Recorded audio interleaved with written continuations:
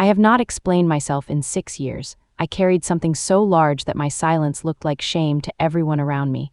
This is the night the truth spoke for itself. My older sister, Dana, reached over at my father's retirement gala and said, "You always forget about the back," and grabbed the fabric of my shirt near the collar, and it gave way.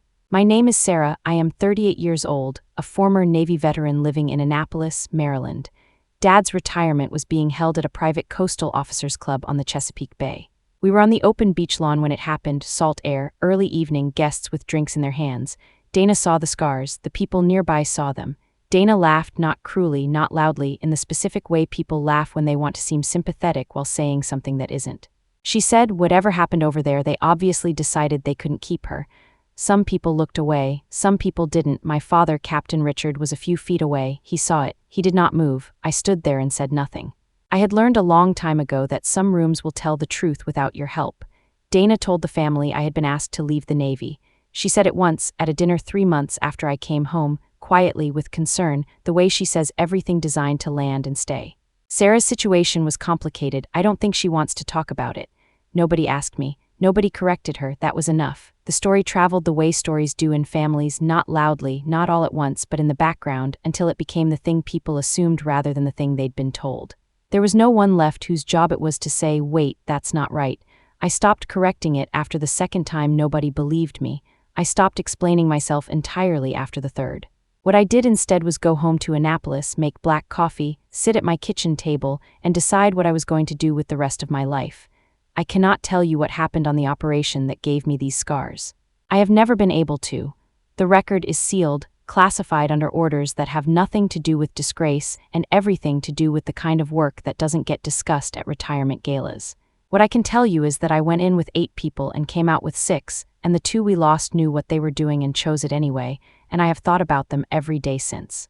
The scars on my back are from shielding someone who would not have survived otherwise. That is all I am able to say. When I came home, Dana looked at me and said, "You seem different." I said, "I am." She said, "Is everything okay?" I said, "Yes." She nodded and changed the subject, and I understood then that she was not asking because she wanted to know.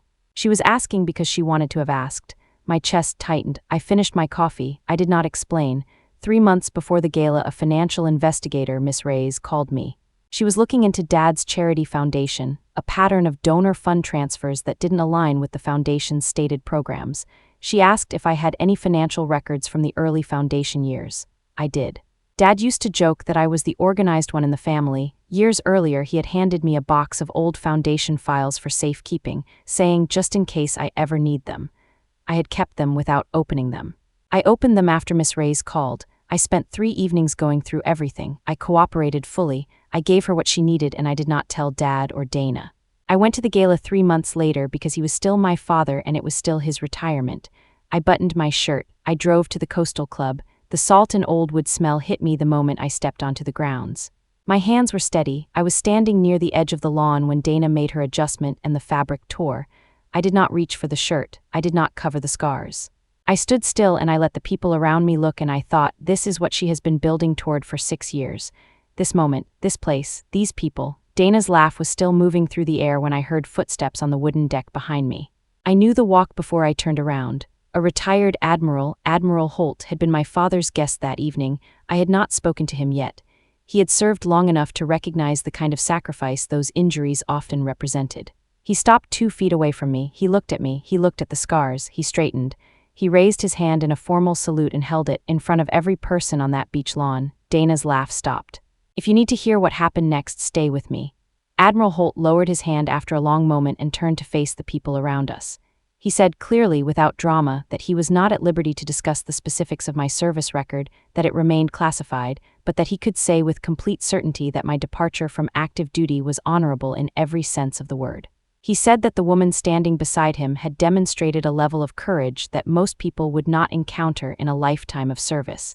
He said that anyone who had suggested otherwise was either misinformed or not telling the truth. He did not look at Dana when he said the last part. He didn't need to. The beach lawn was very quiet. Dana was still holding the torn fabric of my shirt. She had not let go of it. I looked at her. She looked at Admiral Holt. Then she looked at the ground. I reached over and took the fabric from her hand. I said nothing. The truth had already spoken for itself. I looked across the beach lawn and found Dad's face. He was standing near the outdoor bar pavilion with two other retired officers. He had watched everything. He was not moving. He looked at me the way someone looks at a person they have been seeing incorrectly for a very long time and have only just realized it. Not with pride, it was too early for that, with something older. Recognition, maybe, the specific look of a man beginning to understand the size of what he missed. He did not cross the lawn. I did not go to him. We stood there across all those people and all those years and said nothing. That silence was different from all the other silences. I could feel the difference, not relief, not anger, something quieter. I picked up my black coffee from the table beside me and held it with both hands and waited to see what he would do next. He set down his glass. He started walking toward me. Dad reached me and stood there for a moment without speaking. Then he said, "I didn't know." I said, "I know you didn't." He said, "The things Dana said I should have." He stopped. I said, "You should have asked me." He said, "Yes, that was all. It was not enough, and it was also exactly what it was, a beginning of something that might or might not become more." I did not tell him about Miss Ray's or the documents that night. He found out the way everyone finds out about things like that, through channels, through calls, through the slow machinery of investigation. Miss Ray's contacted him 6 weeks after the gala. The foundation records I had provided confirmed a pattern of financial irregularities spanning 4 years. Dana had been directing several of the problematic transfers. The investigators' findings named her specifically. I did not report my family. I cooperated when asked. The distinction matters to me. It always will. The proceedings took 14 months. Investigators concluded that Dad had been negligent but not knowingly involved. He had signed off on foundation operations without reviewing the transfers Dana was directing. He reached a civil settlement, financial penalties, dissolution of the foundation, mandatory oversight of any future charitable work. Dana's situation was more serious. She had been directing transfers knowingly, and the record showed it clearly. She faced both civil and criminal charges. I did not attend any of the hearings. I did not follow the coverage closely. I knew the outcome when it came because Miss Ray's called me personally to let me know. I said, "Thank you for telling me." She said, "You made this possible." I said, "I kept some documents, that's all." She was quiet for a moment. Then she said, "That's not all." I did not argue with her. I made black coffee. I sat at my kitchen table. I thought about what comes after a beginning that arrives too late. Some things just get quieter. I have lunch with a colleague from my service years once a month. We meet at a place near the water in Annapolis. She always orders the same thing. I always order black coffee first and then decide. We talk about work, about the city, about things that have nothing to do with families or galas, or the night an admiral saluted me in front of people who had believed the wrong story for 6 years. Dad called me once after the proceedings concluded. We talked for 11 minutes. It was not enough, and it was something. Dana has not called. I do not attend family events. I do not explain myself anymore. There was a morning about 4 months after the gala when I woke up and realized I had stopped waiting for my family to understand what I had carried. I made coffee. I sat at the window. I watched the water. I did not feel triumphant. I just felt like myself, finally, quietly, without apology. Some people spend years waiting for the room to tell the truth. I waited 6. If this story stayed with you, like this video, subscribe so you never miss one, and tell me in the comments. Has someone ever used your silence against you? Dana laughed at my scars in front of everyone. An admiral saluted them. Same scars, same room, different truth.